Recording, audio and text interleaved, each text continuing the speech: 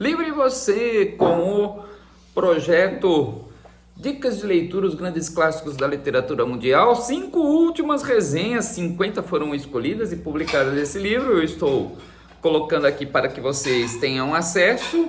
E se vocês quiserem ter o acesso às resenhas anteriores, vou deixar na descrição e nos comentários. Então hoje trata-se da 46ª resenha de um autor que eu aposto que você conhece, William Shakespeare, Ricardo III.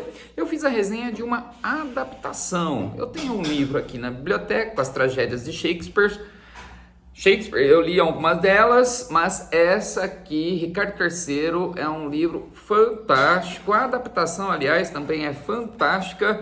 Deixa eu ver, eu coloquei o nome aqui de quem fez essa adaptação, mas enfim, vou apresentar a resenha a vocês agora. Tem outros projetos também, resenhas e livros que eu estou lendo nesse instante, entrevistas com autores, ou seja, uma outra vertente do nosso projeto aqui, Livros e Você.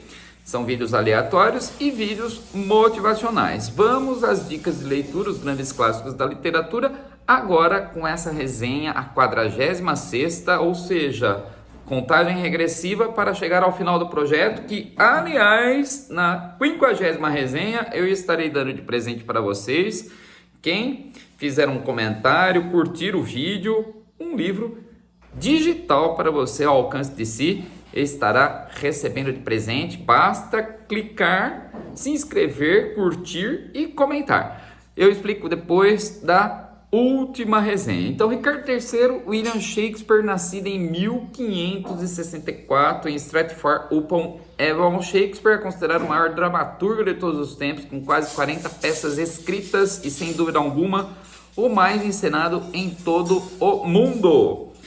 A obra escolhida aqui é Ricardo III, criada por volta de 1592, e o contexto histórico abordado se remete à Guerra das Rosas, que ocorreu entre 1450 e 1485, 35 anos de guerra, envolvendo duas famílias, por isso, Guerra das Rosas. Lancaster, representando a rosa vermelha, e York, representando a rosa branca, pela disputa do trono da Inglaterra.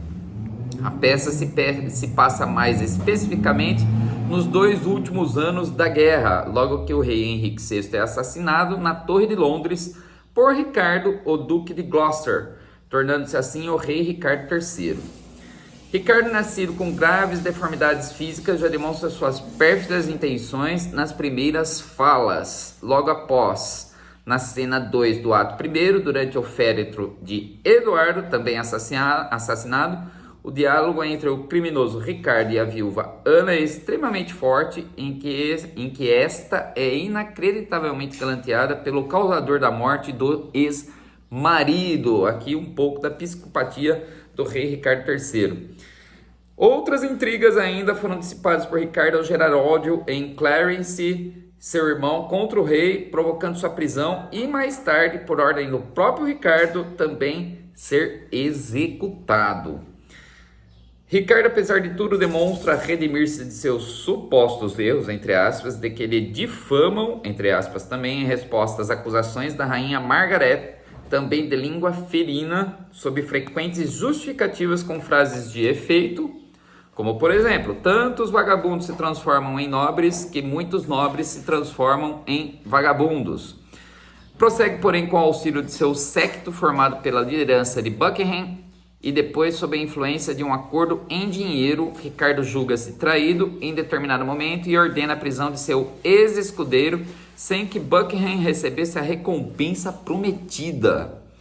Buckingham ainda antes tivera tempo em presença de Catesby e do prefeito, após espalharem boatos de que Eduardo era filho ilegítimo da rainha, fato que lhe tiraria o direito de tornar-se rei, e incentivar Ricardo para que recebesse a coroa. Nesse momento, porém, Ricardo hesita maliciosamente, procurando demonstrar humildade. Logo, conselhos são forçosamente formados com a finalidade de deliberarem em favor da coroação de Ricardo, ao mesmo tempo em que opositores são tacitamente executados, enquanto uma conspiração liderada por Richmond e apoiada por todas as pessoas consideradas vítimas das tirânicas vilanias de Ricardo, inclusive agora por Buckingham, Em mais uma de suas ardilosas e inescrupulosas investidas para obter a coroa, o protagonista ainda promete a rainha Elizabeth sua mão em casamento com a filha da própria rainha, caminho mais curto para alcançar seus objetivos. Ele queria assumir a coroa de qualquer forma. Nas cenas finais, durante a montagem das tendas para a batalha entre os signatários de Ricardo contra os partidários de Richmond, ambos são visitados por fantasmas, culminando na tragédia, característica da dramaticidade do autor, refletida em muitas de suas obras, tornando célebre uma das frases do protagonista em que diz: "Meu reino por um cavalo". Essa frase se tornou famosa no mundo da literatura, ao preocupar-se com os pormenores irrelevantes diante da frente de batalha. Ao leitor, mediante a tensão dramática da peça, especialmente quando muitas das personagens são cobradas pela própria consciência, além da expressão do espetáculo da tragédia, pode impressionar-se em refletir sobre muitos dos acontecimentos políticos e geopolíticos contemporâneos, ainda que essa obra grandiosa tenha sido escrita 4 séculos atrás, cuja edição aqui retratada foi muito bem adaptada por Luiz Antônio Aguiar, com ilustrações de William Colbo. Aqui as referências muito bem expostas, porque é uma adaptação muito boa de William Shakespeare. Ricardo III, 46ª resenha. Consulte as outras resenhas, assista aos vídeos. Estamos chegando ao final do nosso projeto aqui. Dicas de leitura, os grandes clássicos da literatura mundial. Até a próxima. Bom dia para vocês, bom domingo e estaremos juntos aí até o final desse projeto com um presente, hein? Prometi um presente para vocês. Até a próxima.